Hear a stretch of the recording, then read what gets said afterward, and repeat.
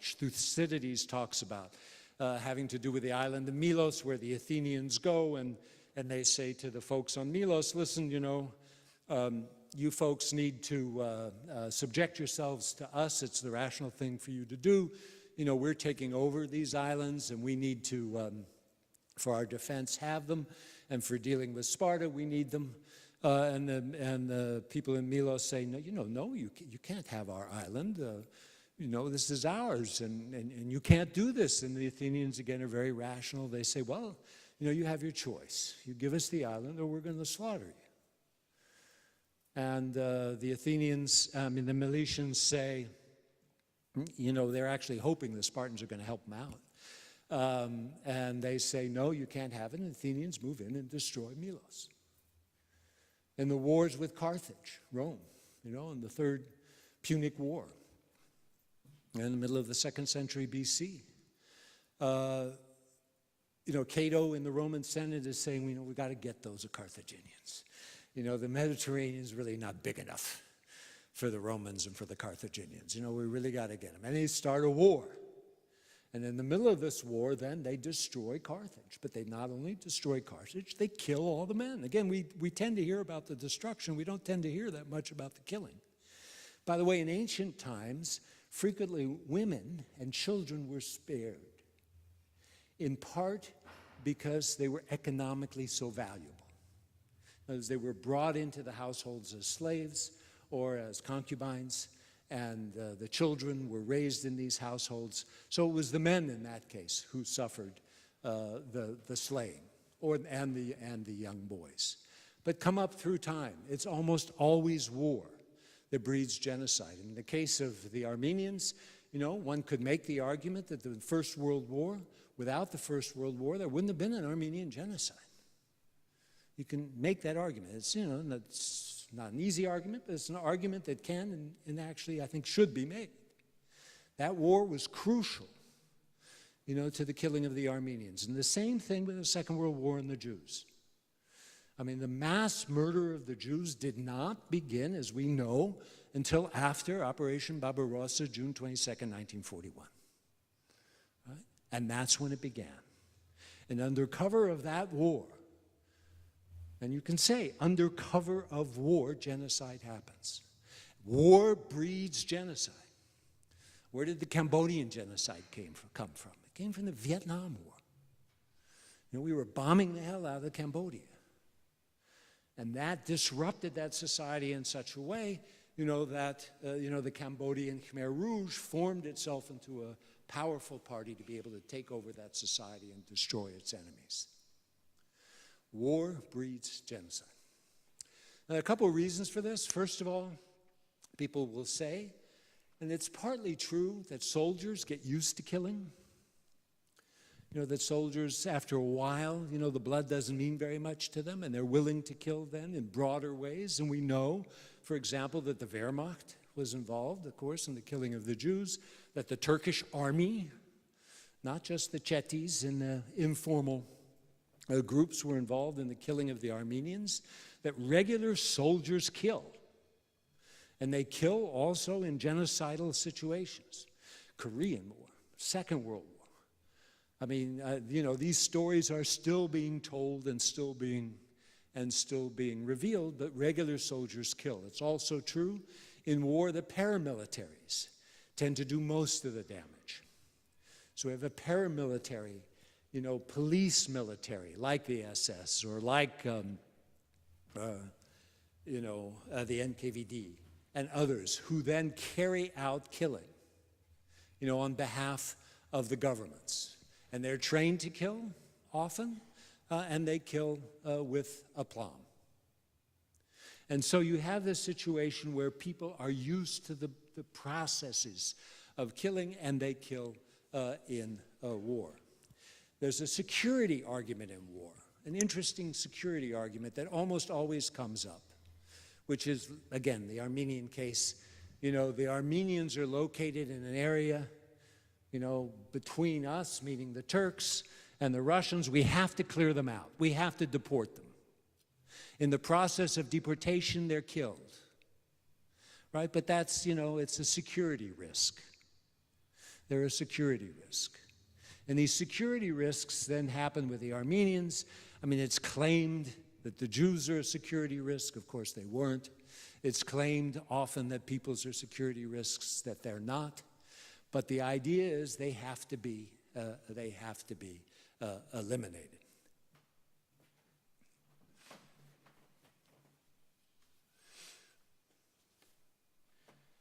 Okay, let's go to another theme, and that is of dehumanization.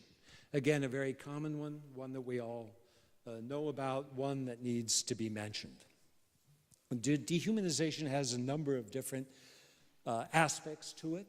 I mean, one of the aspects of dehumanization we know as othering, and it's very clear what happens in that case is that people are separated, groups in society are separated from the main body of society, and in being separated, then they're then given characteristics which ostensibly make them others, which then make it possible for them to be killed and eliminated.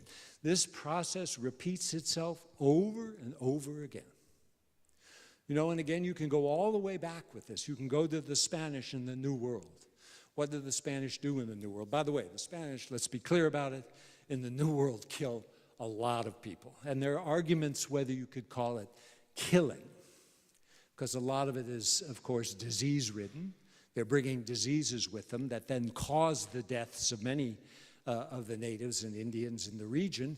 But those natives and Indians in the region are also removed from their homes and their homelands, and they're put in situations that are dangerous to them, like in mines and forced labor. And then they get sick, and then they die because they're away from their regular way they would be cured, right? Or that they could get help, or that they could eat regularly. So I still call it killing. I mean, you don't have to call it killing if you don't want, but they do this. The other thing that the Spanish in the New World do is introduce into this history race. It's the beginning of race thinking. They're already talking about the Indians as others. They're not human.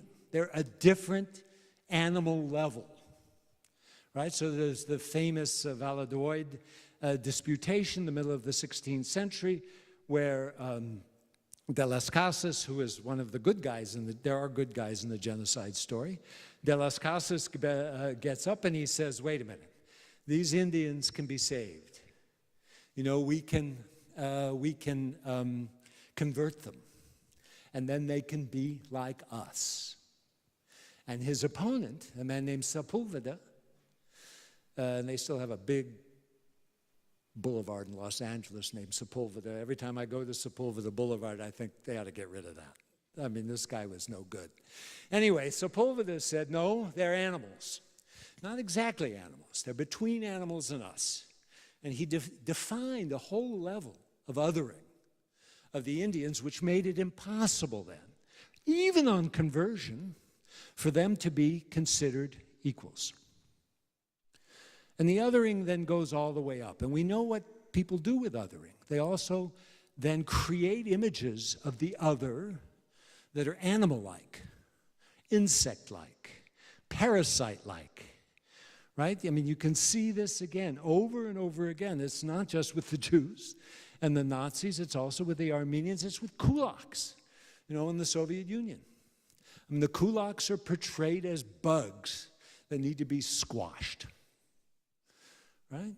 And people actually begin to think this. And this is a whole process of othering and a process of dehumanization. It doesn't begin as full-scale dehumanization and othering. It's a process that takes place, and that's why it's important. People talk about trying to stop genocide, to stop the process. I mean, a good example is with Goebbels, when he goes to the Łódź ghetto, and he goes into this ghetto, and he said, oh my God, look at those Jews. They're filthy, they're disease-ridden, they can't, you know, they pay no attention to each other. I mean, they publicly go to the bathroom and stuff like that. I mean, he's disgusted, right, by the Jews who are in the ghetto where he put them, or where the Nazis put them. And so they then force In other words, a dehumanization. And that dehumanization then becomes more and more complete until the Jews have no identity in the eyes of the Nazis except for people that need to be eliminated. And this happens too with the Armenians, by the way. Very similar thing happens to the Armenians, deported from their villages, sent across the deserts. They're then stripped of their clothes. They have nothing to eat. They're not given anything to drink. They turn into these emaciated, crazed people, and you get reports, what the Turks are saying, no, these are not humans.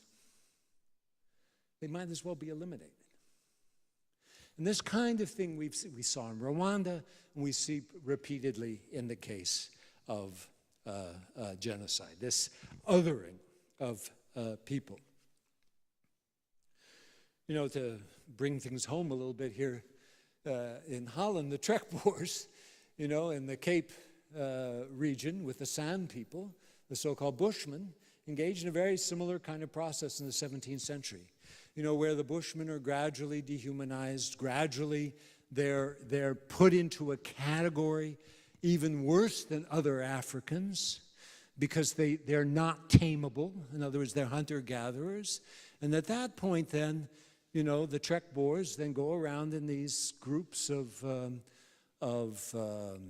posses and gangs and simply eliminate them, kill them, as if they're nothing more than animals. And that's how they thought about them. Settler genocide, well, I'll talk about this in a second, but this point is more a point about othering and about creating categories of people that are it's necessary then to eliminate them. And not only is it necessary, it's their fault. Right? It's their fault.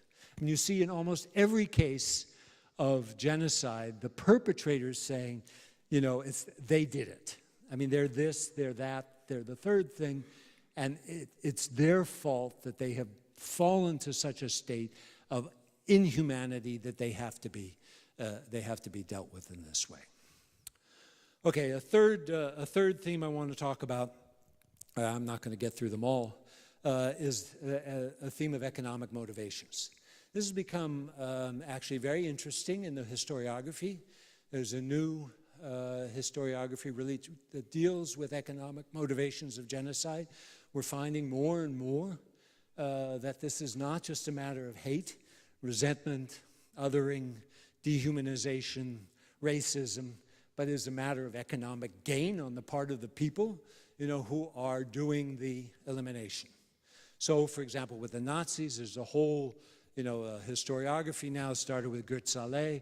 It's gone up to Adam Tooze, who have written about the ways in which, the Ministry of War Munitions, insisted that the Jews, be moved out of a certain area and their property taken so that they could use it for getting more munitions.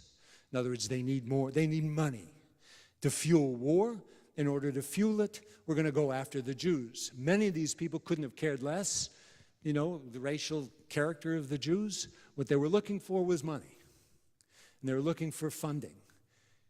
There's a new historiography in the case of the Armenian genocide, which is very similar, looking for money, right? It wasn't that they were after the Armenians necessarily because of the security risk. They weren't necessarily out for them because they thought they were racially a problem or religiously a problem. They wanted their money. The government wanted their money to fight the war. And one way to do it was to get rid of the Armenians. And if you go back over the documents, you see there's a lot to this issue of economic motivations. Take settler genocide. I mean, that's all about land. It's all about land. And what's land about? It's about money. It's about income. And so we see repeatedly the same thing over and over again, whether it's California Indians, Tasmanian Aborigines, the San people in South Africa, wherever you go in Tierra del Fuego, what do they want? They want the land. I mean, in the case of the case study that I did for my book about the Yuki Indians who live in a beautiful area, or lived in a beautiful area, up around Mendocino, and so-called Round Valley, what had happened, again, the gold rush came to California, right? And with the gold rush, all kinds of people came into the region. San Francisco was booming. They needed food. And the ranchers said, boy, there's a lot we can do here. So the ranchers went up to Round Valley, and they basically started seizing the land from the Indians. The Indians fought back, or tried to fight back as best they could. They had no way to do so. And the ranchers then organized themselves into posses, paid for by the California state government, and then they killed the Indians. Right? In some cases, moved them to a reservation, but the reservation turned out to be, and frequently turns out to be, somebody here is a specialist on prison camps. We talked earlier. Anyway, these prison camps tend to be camps of elimination as well. People are eliminated in those territories. I mean, my hunch is, if you look deeper into the Soviet attack on kulaks, it's not just ideological. I haven't done this. I think there's a lot of work to be done on it, but I think you will find that economic motivations work there as well. All right, I think I have time maybe for a couple more, really fast. Cumulative radicalization. I want to talk about genocide under this theme of cumulative radicalization, which comes out of Holocaust studies mostly, as a process. Genocide is not something that takes place or doesn't. It's not a click on a light and turn off a light. It's a process. It's a process that has a beginning. It usually has a crescendo, sometimes, by the way, over a couple hundred years. In the case of the San people in South Africa, the crescendo really comes at the end of the 17th century, when the killing gets intense. But it goes on into the 19th century when the British come in to replace the Dutch in South Africa. And they continue the same process in slightly different ways. But nevertheless, it's a process.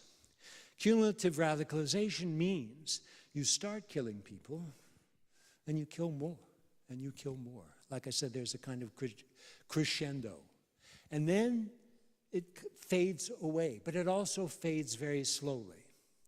I worked on the Armenian genocide, and what's clear there is that, it comes fairly quickly with the entry of Turkey into the First World War. And the killing that comes in the summer, especially of 1915, really builds to a high point. But then it keeps going.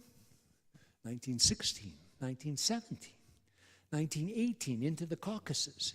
You still see Turks killing Armenians. And by the way, you also see some Armenians killing some Turks. They're absolutely right about that.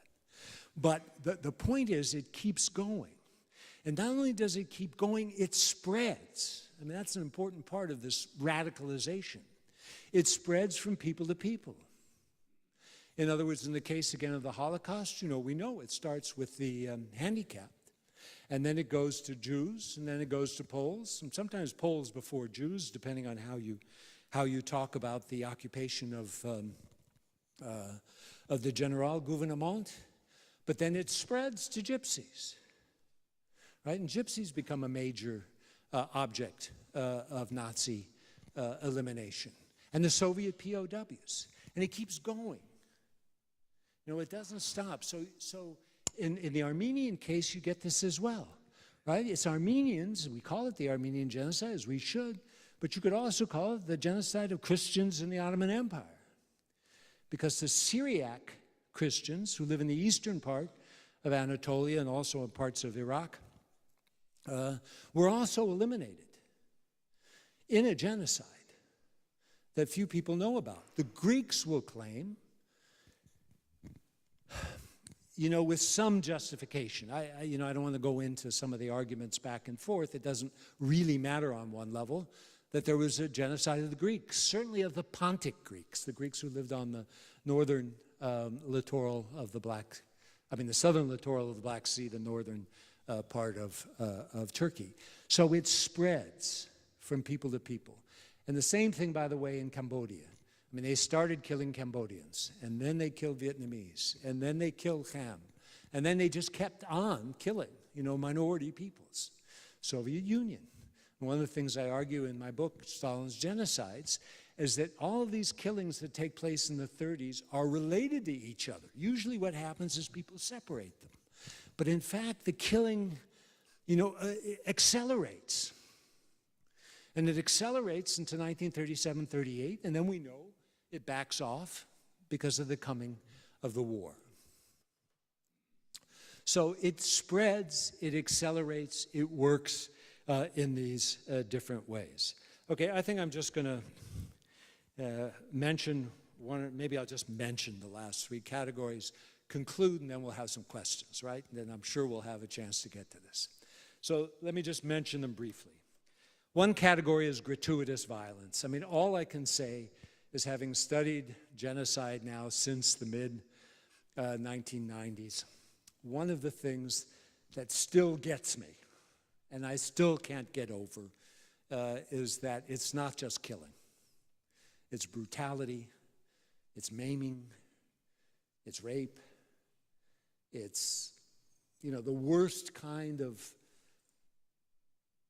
abusing of other human beings. So there's nothing clean about genocide.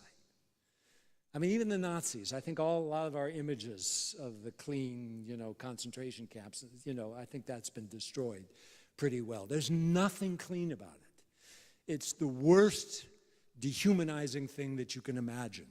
Again, I was talking to Nancy, the anniversary of the Babi Yar massacre. I went to Kiev a year and a half ago now. And one of the things that really got me, and it just continues to get me, was the dehumanization of the people and the brutalization of the people before then lining them up and massacring them. Right? In other words, it's not just killing people. It's much more than that. And that is something I think that is very hard for the human consciousness to try to absorb. Okay, I'm not going to, rape and gender was another category. I'm not going to talk about that. Long-term causes and short-term ones, it's hard to separate. I just want to point out that it's hard to separate the longue durée from the short, immediate causes. What caused the Armenian genocide? Well, on one level, you could say it was the outbreak of the First World War and the fact that Armenians were seen as enemies of the Turkish government. But on the other hand, there are long-term causes for, the breakdown of the Millet system, whereby the Armenians were more or less autonomous within the Ottoman Empire. You could say the same thing about the Jews in Germany, who were assimilated, participating in this society, and all of a sudden it came to an end. You could say the same thing about Yugoslavia. What triggers that genocide, in the middle of the 90s? What's the trigger? Or is it long-term? Some people say, I could see it coming, from the 60s and 70s. Well, I sure couldn't. And so the question is then, how do you balance these things? And I find it very difficult. Okay, let me just conclude by saying two things. I've tested your patience already, so let me wrap up. The first thing is genocide. If you take this model that I've sort of given you, or take this package that I've thrown at you, genocide is part of human history. Genocide is part of human history. I mean, we started with that, we're going to end with that. It's part of us. It's part of our societies, all of our societies. No one is exempt. No society is exempt, right? And as part of all of us, then we're all responsible in some ways. Not only are we all responsible, but we're all potentially culpable. I mean, I've seen people say, how do people say that? Well, I'll say it. I think we're all potentially perpetrators. Put in these situations, you see so many of them in different countries, in different societies, in different ways. Everyone is capable of this kind of behavior. It's part of who we are as human societies. Okay, that's first of all. Second of all, that's a pretty depressing thought. So second of all, I'm going to end on an optimistic one. I don't know if any of you have read Steven Pinker, The Better Angels of Our Nature. Have anybody read that? I hope you've read that. If you haven't, you should. I was skeptical of this book in the beginning. What it does is it tries to trace statistically the amount of killing in various forms, homicides, rapes, genocides, over the centuries. He assumes it's taken place over the centuries. And he does actually, I think, in the end I was won over generally to his argument. He does a brilliant job reconstructing this data and demonstrating these data and demonstrating that things are actually getting better. If you think about it, it makes sense. It makes sense, right? I mean, countries are becoming more stable. Governments are becoming more concerned about their citizens' welfare. There's less, if you were a citizen in the 17th century, wherever, you would be subject to homicide or killing or all kinds of terrible things, destruction or war. Your lifespan would be very short, and you would be damn lucky to make it to be as old as I am, or you are, right? So he takes all this data and he shows that the incidence of genocide is actually going down. We had a real bad mid-century, mid-20th century, right? With the war and the Holocaust.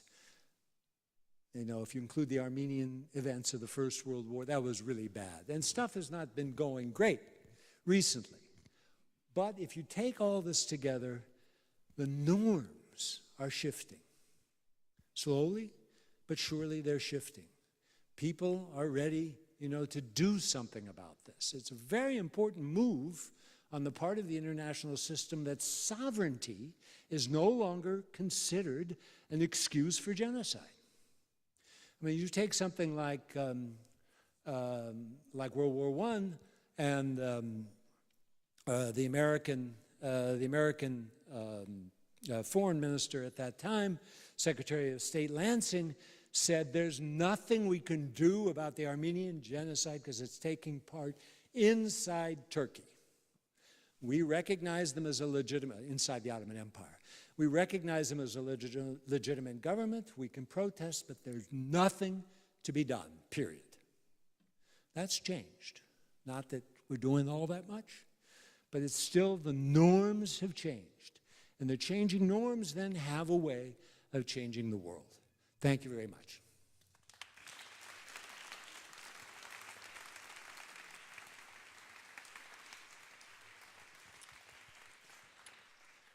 Thank you for this amazing lecture, and I can say rather than testing our patience, you could have heard a pin drop during this lecture.